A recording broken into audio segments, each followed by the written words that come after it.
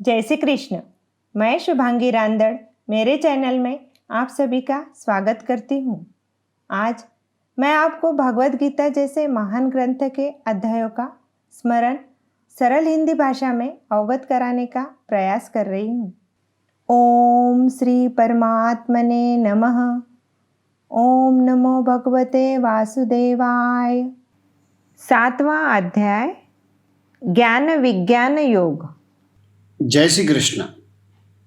उसके उपरांत श्री कृष्ण भगवान बोले, हे पार्थ, तू मेरे में अनन्य प्रेम से आसक्त हुए मन वाला और अनन्य भाव से मेरे पारायण होकर योग में लगा हुआ मुझको संपूर्ण विभूति, बल, ऐश्वर्य आदि गुणों से युक्त सबका आत्मरूप जिस प्रकार संशय रहित जानेगा, उसको सुन। मैं तेरे लिए इस रहस्य सहित तत्व ज्ञान को संपूर्णता से कहूँगा कि जिसको जानकर संसार में फिर और कुछ भी जानने योग्य शेष नहीं रहता है। हजारों मनुष्यों में कोई ही मनुष्य मेरी प्राप्ति के लिए यत्न करता है और उन यत्न करने वाले योगियों में भी कोई ही पुरुष मेरे पारायण हुआ मेरे को तत्व से जानता है, अर्थात यथार्थ मर्म से जानता है। हे अर्जुन, पृथ्वी, जल, अग्नि, वायु और आकाश तथा मन, बुद्धि और अहंकार भी ऐसे यह 8 प्रकार से विभक्त हुई मेरी प्रकृति है। यह 8 प्रकार के भेदों वाली तो अपरा है, अर्थात मेरी जड़ प्रकृति है। और हे महाभावों, इससे दूसरी को मेरी जीव रूप परा अर्थात चेतन प्रकृति जान की, जिससे यह संपूर्ण जगत धारण किया जाता है। हे अर्जुन, तू ऐसा समझ कि संपूर्ण भूत इन दोनों प्रकृतियों से ही उत्पत्ति वाले हैं और मैं संपूर्ण जगत का उत्पत्ति तथा प्रलय रूप हूँ, अर्थात संपूर्ण जगत का मूल कारण हूँ। इसलिए हे धनंजय, मेरे से सिवा किंचित मात्रा भी दूसरी वस्तु नहीं है। यह संपूर्ण जगत सूत्र में सूत्र के मणियों के सदस्य मेरे में गुथा हुआ है।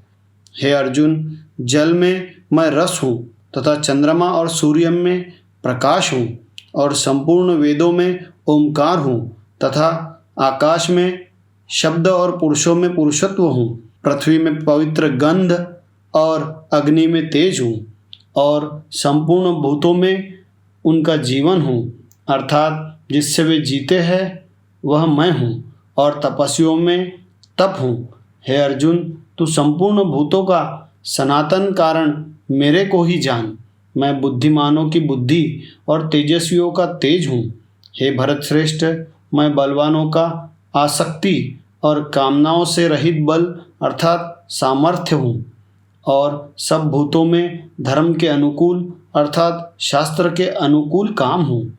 और भी जो सत्वगुण से उत्पन्न होने वाले भाव है और जो रजोगुण से तथा तमोगुण से होने वाले भाव है, उन सबको तू मेरे से ही होने वाले है ऐसा जान, परंतु वास्तव में उनमें मैं और वे मेरे में नहीं हैं। गुणों के कार्य रूप सात्विक, राजस और तामस, इन तीनों प्रकार के भावों से अर्थात राग, द्वेषादि विकारों से और संपूर्ण विषयों से यह सब संसार मोहित हो रहा है।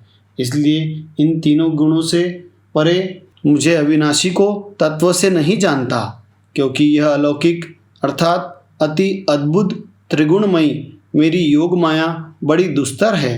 परंतु जो पुरुष मेरे को ही निरंतर भजते हैं, वे इस माया को उल्लंघन कर जाते हैं, अर्थात संसार से तर जाते हैं। ऐसा सुगम उपाय होने पर भी माया द्वारा हरे हुए ज्ञान वाले और आसुरी स्वभाव को धारण किए हुए तथा मनुष्य में नीच और दूषित कर्म करने वाले मूढ़ लोग तो मेरे को नहीं भजते हैं। हे भरतवंशियों में श्रेष्ठ अर्जुन, उत्तम कर्म वाले अर्थार्थी, आर्त, जिज्ञासु और ज्ञानी अर्थात निष्कामी, ऐसे 4 प्रकार के भक्तजन मेरे को भजते हैं। उनमें भी नित्य मेरे में एक ही भाव से स्थित हुआ अनन्य प्रेम भक्ति वाला ज्ञानी भक्त अति उत्तम है, क्योंकि मेरे को तत्व से जानने वाले ज्ञानी को मैं अत्यंत प्रिय हूँ और वह ज्ञानी मेरे को अत्यंत प्रिय है। यद्यपि ये सब ही उदार है, अर्थात श्रद्धा सहित मेरे भजन के लिए समय लगाने वाले होने से उत्तम है, परंतु ज्ञानी तो साक्षात मेरा स्वरूप ही है, ऐसा मेरा मत है। क्योंकि वह स्थिर बुद्धि ज्ञानी भक्त अति उत्तम गति स्वरूप मेरे में ही अच्छी प्रकार स्थित है। जो बहुत जन्मों के अंत के जन्म में तत्व ज्ञान को प्राप्त हुआ ज्ञानी सब कुछ वासुदेव ही है, अर्थात वासुदेव के सिवा अन्य कुछ है ही नहीं। इस प्रकार मेरे को भजता है वह महात्मा अति दुर्लभ है।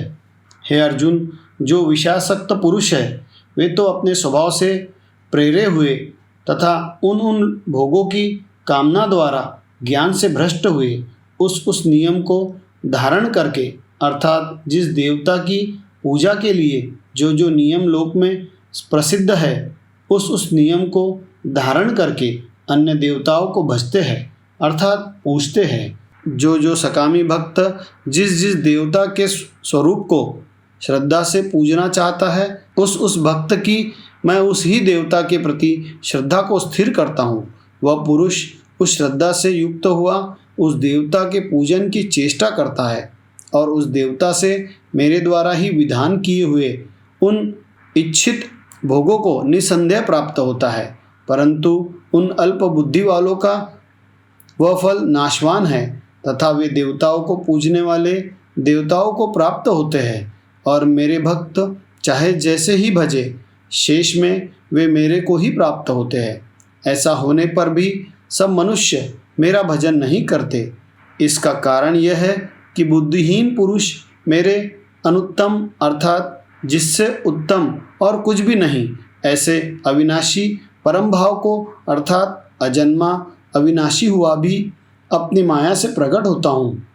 ऐसे प्रभाव को तत्व से न जानते हुए मन इंद्रियों से परे मुझे सच्चिदानंद घन परमात्मा को मनुष्य की भांति जन्म कर भक्तिभाव को प्राप्त हुआ मानते हैं।